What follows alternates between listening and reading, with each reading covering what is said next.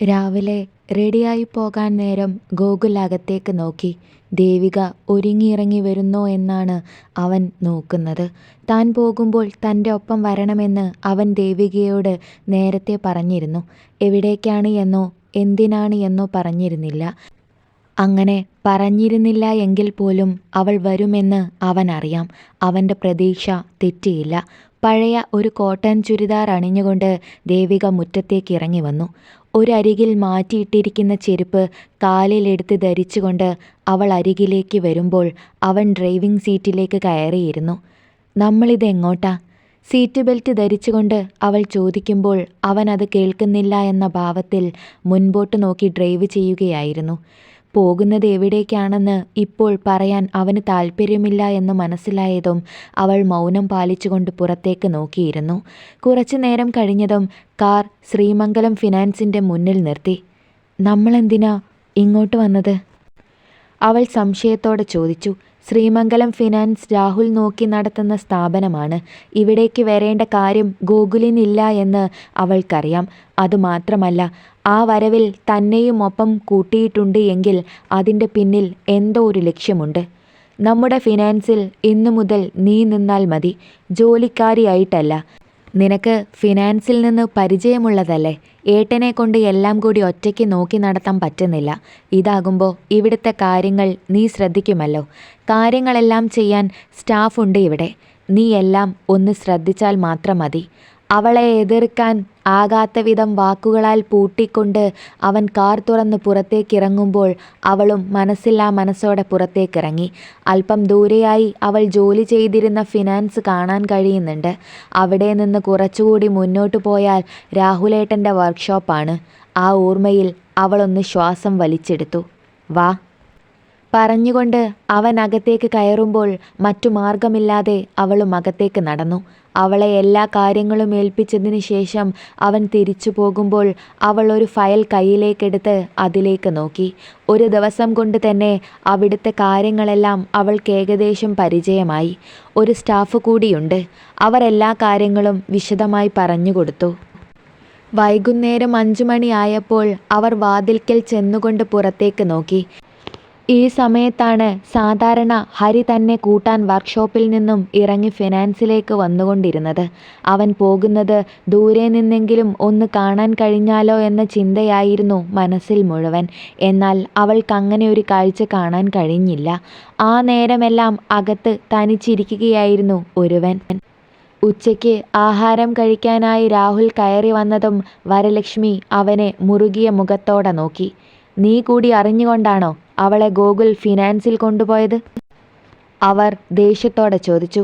അതിനൊന്ന് മൂളിക്കൊണ്ട് അവൻ കൈ കഴുകി ഡൈനിങ് ടേബിളിലേക്ക് ഇരിക്കുമ്പോൾ ഉണ്ണിമായ അവൻ ആഹാരവും മറ്റും വിളമ്പിക്കൊടുക്കാനായി അങ്ങോട്ടേക്ക് വന്നു.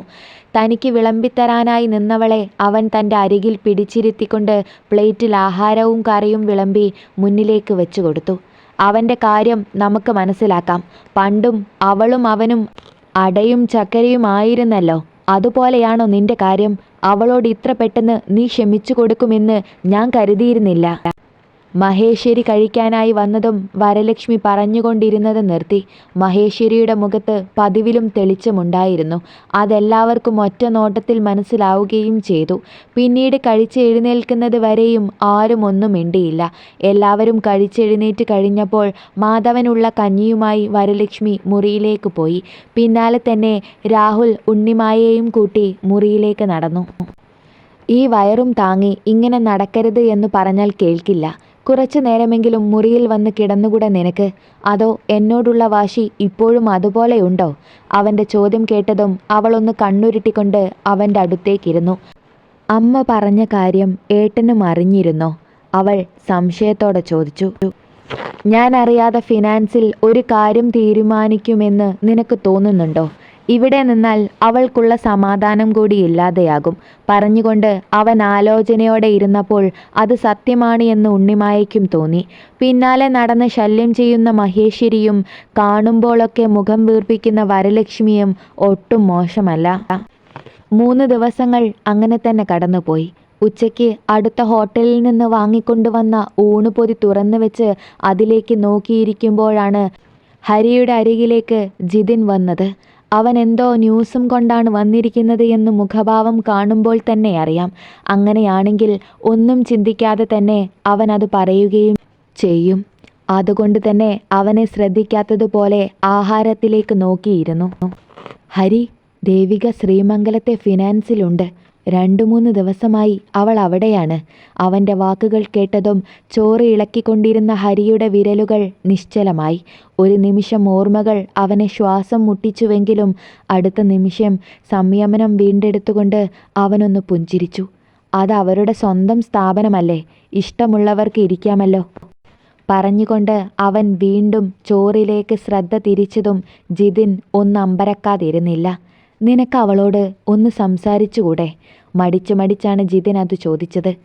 ഹരിക്ക് അവൻ്റെ വ്യക്തിപരമായ കാര്യങ്ങളിൽ ആരും അഭിപ്രായം പറയുന്നത് ഇഷ്ടമല്ല. കുടുംബത്തിലെ രഹസ്യങ്ങൾ അവൻ ആരോടും വെളിപ്പെടുത്താറുമില്ല.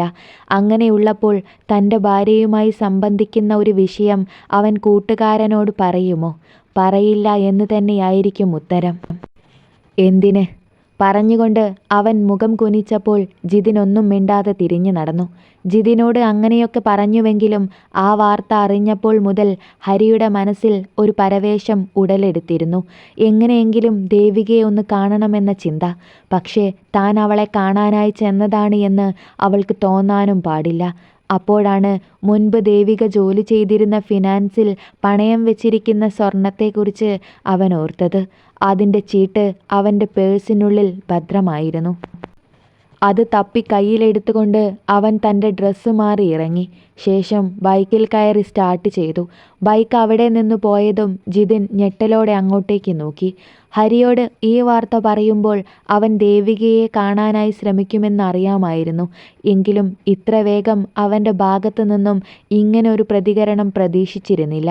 ചിരിയോടെ അവൻ അകത്തേക്ക് കയറി പോകുമ്പോൾ ഹരി ഫിനാൻസിനു മുന്നിൽ ബൈക്ക് നിർത്തി അകത്തേക്ക് കയറിപ്പോയി. ഹരിയുടെ കണ്ണുകൾ വളരെ രഹസ്യമായി ആ ഒരു ദിശയിലേക്ക് സഞ്ചരിച്ചു. ശ്രീമംഗലം ഫിനാൻസ് എന്നെഴുതിയിരിക്കുന്ന ബിൽഡിങ്ങിൻ്റെ മുൻവശത്തെ ഗ്ലാസ് ഡോറിനുള്ളിലൂടെ അകത്ത് ഇരിക്കുന്ന ദേവികയെ വ്യക്തമായി കാണാൻ കഴിയുന്നുണ്ട്. വിവാഹം കഴിഞ്ഞ നാളുകളിലൊക്കെ സ്നേഹത്തിനു വേണ്ടി തൻ്റെ പിന്നാലെ അലഞ്ഞിരുന്നവളെ ഓർത്തപ്പോൾ അവൻ്റെ കണ്ണുകൾ ഈറനായി. വിവാഹത്തിന് മുൻപ് തന്നെ കാണാനായി വർക്ക്ഷോപ്പിൽ കയറിയിറങ്ങിയിരുന്ന അതേ ഭാവം അവസാനമായി കാണുമ്പോഴും അവളുടെ മുഖത്തുണ്ടായിരുന്നു. ജീവിതത്തിൽ അവൾ ഏറ്റവും കൂടുതൽ മുൻഗണന നൽകിയിരുന്നത് തനിക്കായിരുന്നുവെന്ന് അവൻ വേദനയോടെ ഓർത്തെടുത്തു. വന്ന ആവശ്യം കഴിയുന്നതുവരെയും അവൻ്റെ കണ്ണുകൾ അവളിൽ തന്നെയായിരുന്നു. ഇനിയും അവളെ നോക്കി നിന്നാൽ തൻ്റെ കണ്ണുകൾ നിറഞ്ഞൊഴുകുന്നത് എല്ലാവരും കാണുമെന്ന് മനസ്സിലായതുകൊണ്ട് മാത്രം അവൻ കണ്ണുകൾ അവളിൽ നിന്ന് പിൻവലിച്ചു. അതേസമയം ഏതോ ഫയലിൽ നിന്ന് മുഖമുയർത്തുമ്പോഴാണ് ദേവിക കുറച്ചകലെയിരിക്കുന്ന ഹരിയുടെ ബൈക്ക് കാണുന്നത്. അവളുടെ ഹൃദയം ഒരു നിമിഷം മിടിക്കാൻ മറന്നതുപോലെ നിന്നു. സദാസമയം അവനെക്കുറിച്ച് മാത്രം ചിന്തിക്കുന്നത് കൊണ്ട് തൻ്റെ മനസ്സ് സൃഷ്ടിച്ചെടുത്ത ഒരു തോന്നൽ മാത്രമാണോ ആ കാഴ്ച എന്നാണ് അവൾക്കാദ്യം തോന്നിയത്. എന്നാൽ ഇത്തിരി നേരം സൂക്ഷിച്ചു നോക്കിയപ്പോൾ അത് വെറുമൊരു തോന്നലല്ല എന്നും ഫിനാൻസിനുള്ളിൽ അവൻ നിൽപ്പുണ്ട് എന്നും അവൾക്ക് മനസ്സിലായി. ഹരിയേട്ടൻ. അവനെ കണ്ട നിമിഷം അവൾ അത് മനസ്സിലാണ് പറഞ്ഞത്. നിറഞ്ഞു തൂവാൻ ഒരുങ്ങുന്ന കണ്ണുകളെ തടയാതെ അവൾ അവനെ തന്നെ നോക്കി. ഒരു നിഴല് പോലെയാണ് കാണുന്നതെങ്കിലും അത് തൻ്റെ പ്രാണനാണ് എന്ന് അവൾക്കാണോ അറിയാത്തത്. അവൻ അവിടെ നിന്ന് ഇറങ്ങി വരുന്നതും ബൈക്കിൽ കയറി പോകുന്നതും അവൾ കണ്ണുനീർ നനഞ്ഞ കണ്ണുകളോടെ കണ്ടു. ദൂരെ നിന്ന് എങ്കിലും അവനെ ഒന്ന് കാണാൻ കഴിഞ്ഞത് അവളെ സംബന്ധിച്ച് വളരെ ആശ്വാസം തന്നെയായിരുന്നു. അവനെ കണ്ടതോർത്ത് മനസ്സെന്തോ സന്തോഷിച്ചുവെങ്കിലും അവൻ്റെ ഇപ്പോഴത്തെ രൂപവും കോലവും ഒട്ടൊന്നുമല്ല അവളെ വേദനിപ്പിച്ചത്. അവൻ്റെ ഇപ്പോഴത്തെ അവസ്ഥയ്ക്ക് താനും കാരണക്കാരിയാണല്ലോ എന്ന ചിന്ത അവളെ അലട്ടി. അതേസമയം തിരികെ വർക്ക്ഷോപ്പിലെത്തിയവൻ ശ്വാസം വലിച്ചു കെട്ടിക്കൊണ്ട് തൻ്റെ മനസ്സിനെ ശാന്തമാക്കി. ദേവികയെ കാണാനായിരിക്കില്ല അല്ലേ പോയത്? ജിതിൻ്റെ ചോദ്യത്തിന് ചമ്മൽ നിറഞ്ഞൊരു ഭാവം അവൻ്റെ മുഖത്ത് വിരിഞ്ഞുവെങ്കിലും അതവനെ കാണിക്കാതെ തന്നെ ഹരി ഒളിപ്പിച്ചു വെച്ചു. എൻ്റെ പിന്നാലെ നടന്ന് സെക്യൂരിറ്റി പണി ചെയ്യാതെ എന്തെങ്കിലും ജോലിയുണ്ടെങ്കിൽ ചെയ്യാൻ നോക്ക്. പതിവിലും അധികം ഗൗരവത്തോടെ ഹരി പറയുന്നത് കേട്ട് ചിരിച്ചുവെങ്കിലും ജിതിൻ തിരിഞ്ഞു നടന്നു. രാത്രിയിലെ ആഹാരം 3 പാത്രങ്ങളിലായി വിളമ്പിവെച്ച് കഴിക്കാനിരിക്കുമ്പോൾ കലയ്ക്ക് അത് തൊണ്ടയ്ക്ക് താഴേക്ക് ഇറങ്ങുന്നുണ്ടായിരുന്നില്ല. ഉള്ളത് ഒരുപോലെ പങ്കുവെച്ച് കഴിച്ചിരുന്ന കാലം അവരുടെ മനസ്സിലേക്ക് കടന്നുവന്നു.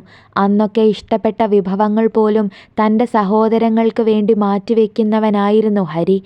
അവർക്ക് വേണ്ടി അവൻ ചെയ്ത ത്യാഗങ്ങൾ മറ്റാരും തന്നെ ചെയ്തിട്ടില്ല. മനുവും കുടുംബത്തിനു വേണ്ടി ഏറെ കഷ്ടപ്പെട്ടിട്ടുണ്ട് എങ്കിലും അവന് ഒന്നും നഷ്ടമായിരുന്നില്ല. എപ്പോഴാണ് എല്ലാം മാറിത്തുടങ്ങിയത്? മനുവിൻ്റെ വിവാഹം കഴിഞ്ഞതിന് ശേഷമാണ് ചെറുതായെങ്കിലും കുടുംബത്തിൽ അസ്വാരസ്യങ്ങൾ ഉടലെടുത്തത്. തങ്ങളാരും അത് ശ്രദ്ധിച്ചില്ല എന്ന് മാത്രം. ഒരിക്കലും ഒന്നിനും അപർണയെ മാത്രം കുറ്റപ്പെടുത്താൻ കഴിയില്ല. തൻ്റെ ഭാഗത്തും തെറ്റുണ്ടായിരുന്നുവെന്ന് അവർക്ക് തോന്നി. അതിന് കൊടുക്കേണ്ടി വന്ന വില വളരെ വലുതും. അവർ കണ്ണുകൾ ഇറുക്കിപ്പൂട്ടിയപ്പോൾ കണ്ണിൽ നിന്ന് ഒരു തുള്ളി മുന്നിലുണ്ടായിരുന്ന പാത്രത്തിലേക്ക് വീണു. അമ്മ എന്തിനാ കരയുന്നത്? നന്ദുവിൻ്റെ ചോദ്യം കേട്ടതും അവരൊന്ന് പുഞ്ചിരിക്കാൻ ശ്രമിച്ചു. അമ്മ തെറ്റ് ചെയ്തു അല്ലേ മോനെ? അവരുടെ ചോദ്യം കേട്ടപ്പോൾ അവൻ്റെ മനസ്സും വേദനിച്ചു. വല്ലാത്തൊരു സ്നേഹമായിരുന്നു നന്ദുവിന് അവരോട്. തങ്ങൾക്കു വേണ്ടി പടപൊരുതി ജീവിച്ച അമ്മയോടുള്ള ബഹുമാനമായിരുന്നു എന്ന് പറയാം. മക്കൾക്കിടയിൽ വേർതിരിവ് കാണിക്കാത്ത അവരെയെല്ലാം ഒരുപോലെ സ്നേഹിക്കുന്ന അമ്മ ഒരു അത്ഭുതം തന്നെയായിരുന്നു. എന്നാൽ പഠിക്കൽ കൊണ്ടുപോയി കലമുടയ്ക്കുന്നത് പോലെയായിരുന്നു അവസാനം അമ്മയുടെ ഭാഗത്തു നിന്നുമുണ്ടായ പ്രവൃത്തി. ചെയ്തു. സത്യസന്ധമായി തന്നെ അവൻ മറുപടി പറഞ്ഞപ്പോൾ അടുത്തിരുന്ന കാർത്തിക അവനെ രൂക്ഷമായി നോക്കി. അമ്മ എന്ത് തെറ്റ് ചെയ്തു എന്നാണ് നന്ദുവേട്ടൻ പറയുന്നത്?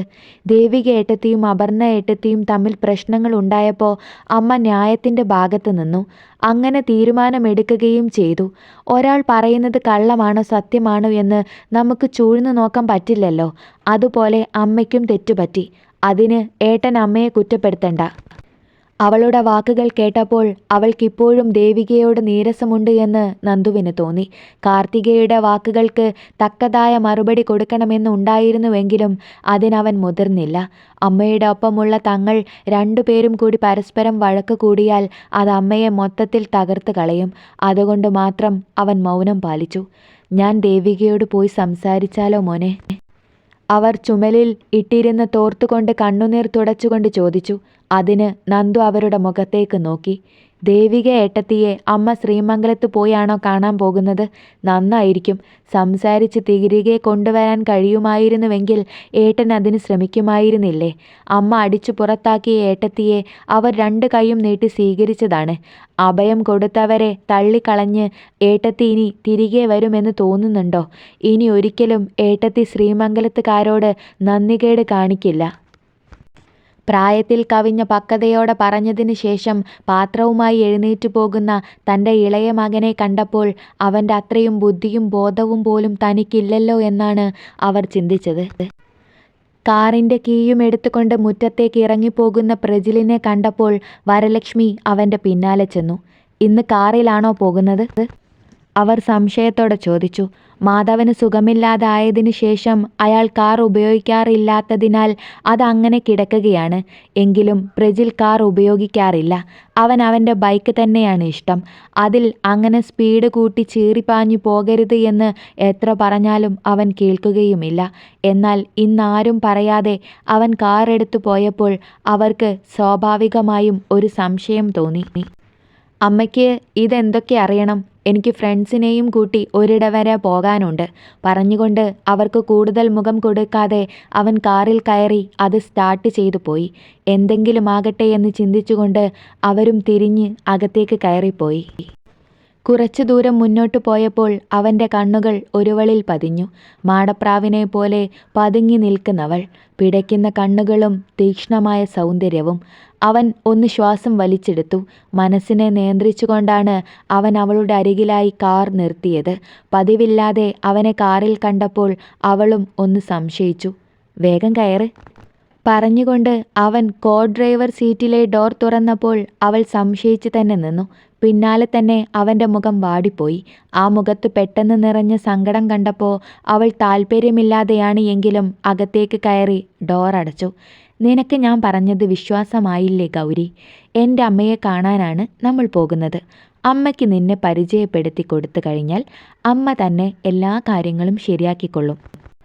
അവൻ്റെ വാക്കുകൾക്ക് പുഞ്ചിരിക്കുമ്പോഴും അവളുടെ മനസ്സ് പുകയുകയായിരുന്നു.